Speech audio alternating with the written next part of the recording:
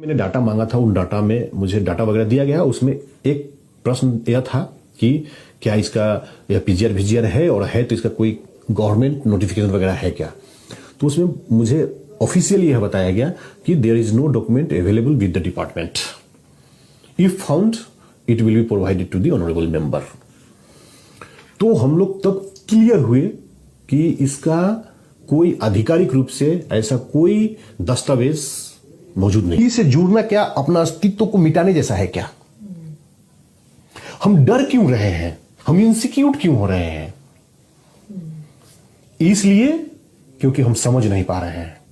एक कहावत है ना, nothing is to be feared about, it's only to be understood.